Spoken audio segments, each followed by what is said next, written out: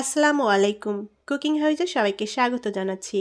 আজ আপনাদের জন্য নিয়ে এসেছি সেমাই, ডিম এবং কলা দিয়ে ভীষণ মজাদার এবং ইয়াম্মি একটি সকাল বিকালের জন্য নাস্তার রেসিপি।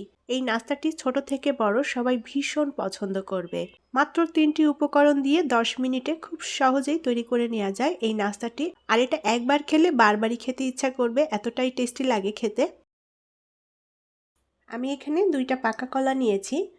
এখন এই পাকা কলাটার খোসা ছাড়িয়ে নিয়ে নেব। আর এখানে পাকা কলার পরিমাণটা 2টা দিয়েছি, যদি বেশি করে তৈরি করতে চান তাহলে কলার পরিমাণ বাড়িয়ে দিতে হবে।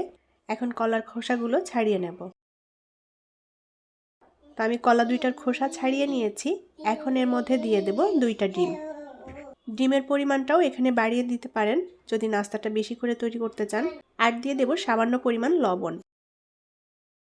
এখন একটা চামচের সাহায্যে আমি এই কলাটাকে আর ডিমটা একসাথে মিশিয়ে নেব। তো কলাটাকে কিন্তু আমি একেবারে মিহি করব না, একটু দানা দানা মতো থাকবে, সেভাবেই কলাটাকে ভেঙে নেব। ডিম এবং কলার মিশ্রণটা খুব ভালোভাবে ফেটিয়ে নিতে হবে। আর কলাটা এরকম একটু দানা দানা থাকলে খেতে ভালো লাগবে, তবে কেউ যদি চান কলাটা একেবারে মিহি করে নিতে পারেন। ডিম কলার মিশ্রণটা আমি খুব ভালোভাবে মিক্স করে নিয়েছি। কলাটা আমি এরকম একটু দানা দানা মতো রেখেছি। এখন এর মধ্যে দিয়ে দেব 1/3 কাপ পরিমাণ লাচ্চা সেমাই। আর এই নাস্তাটি লাচ্চা সেমাই দিয়ে তৈরি করলে খেতে বেশি ভালো লাগবে, লম্বা চিকন সেমাই দিয়ে খেতে অতটা টেস্টি হয় না।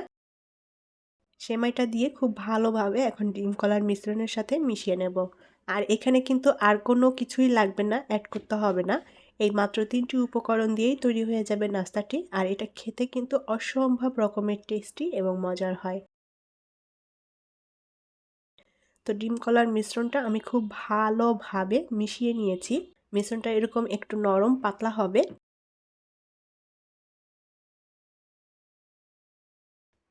প্যানে আমি সামান্য পরিমাণ তেল দিয়ে দেব। এখানে নাস্তাটি তৈরি করতে তেলের পরিমাণ একদমই কম লাগবে, তবে এখানে তেলের পরিবর্তে বাটারও ব্যবহার করতে পারেন, চাইলে একটু ঘিও ব্যবহার করতে পারেন।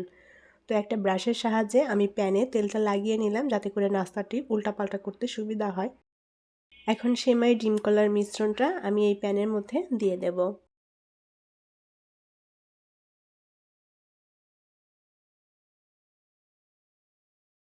চামচের সাহায্যে খুব ভালোভাবে এভাবে গোল করে সেট করে নেব। খুবই ইজি একটি নাস্তার রেসিপি, আর এটা তৈরি করতে মাত্র 10 মিনিটের মতো সময় লাগে। তো আমি ভালোভাবে সেট করে দিয়ে এবার ঢাকনা দিয়ে ঢেকে দেব। 5 মিনিটের জন্য চুলার আঁচটাকে মিডিয়ামে রেখেছি। মিডিয়াম আঁচে এটাকে এক পাশটা একটু ভেজে নেব। 5 মিনিট পর ঢাকনাটা তুলে নিয়ে এখন এটাকে একবার উল্টে দিতে হবে।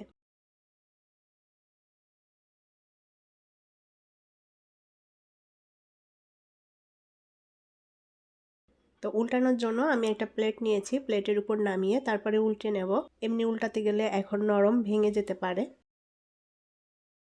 আমি প্লেটের উপরে নাস্তাটি নামিয়ে নিয়েছি। এখন এটা প্যানের উপরে দিয়ে দেব। যে পাশটা ভাজা হয়েছে এটা উপরের দিকে রেখে কাঁচা অংশটা প্যানের নিচের দিকে দেব। এক পাশটা কিন্তু ভালো মতো ভাজা হয়ে গিয়েছে, এরকম একটু লালচে পোড়া পোড়া করে ভেজে নিতে হবে, তবে এটা পছন্দ মতো করে ভেজে নিতে পারেন। এখন এর পাশ দিয়ে আবারও সামান্য পরিমাণ তেল দিয়ে দেব। আবারও ঢাকনা দিয়ে ঢেকে দেব 5 মিনিটের জন্য, আর চুলার আঁচটাকে মিডিয়ামেই রাখবো। 5 মিনিট পর ঢাকনাটা তুলে নিলাম। আর দুপাশটাই ভাজা হয়ে গিয়েছে। আমি এরকম লালচে পোড়া পোড়া করে ভেজে নিয়েছি। এখন এটা প্যান থেকে নামিয়ে নেব। আমি একটা প্লেটের উপরে নামিয়ে নিলাম। এখন এটাকে ছোট ছোট টুকরো করে কেটে পরিবেশন করব। এটা আপনাদের পছন্দ মতো করে কেটে নিতে পারেন। আর নাস্তাটি গরম গরম খেতেই বেশি ভালো লাগবে। তো আমি এরকম ছোট টুকরো করে কেটে নিয়েছি। দুপাশটায় দেখুন সুন্দর মতো ভাজা হয়ে গিয়েছে, আর এটা খেতে অসম্ভব টেস্টি এবং মজার। ছোট বাচ্চারা এই নাস্তাটি ভীষণ পছন্দ করে খাবে। প্রত্যেকের বাসায় কম বেশি সেমাইটা সবসময়ই থাকে, তো সেমাই দিয়ে এভাবে কিন্তু খুব সহজেই তৈরি করে নিতে পারেন সকাল অথবা বিকালের জন্য এই নাস্তাটি। আর এই নাস্তাটি একবার বানালে বাচ্চারা তো ভীষণ পছন্দ করে খাবে এবং বারবার খেতে চাইবে।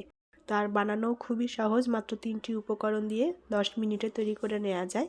আশা করছি আমার আজকের রেসিপি আপনাদের কাছে ভালো লেগেছে।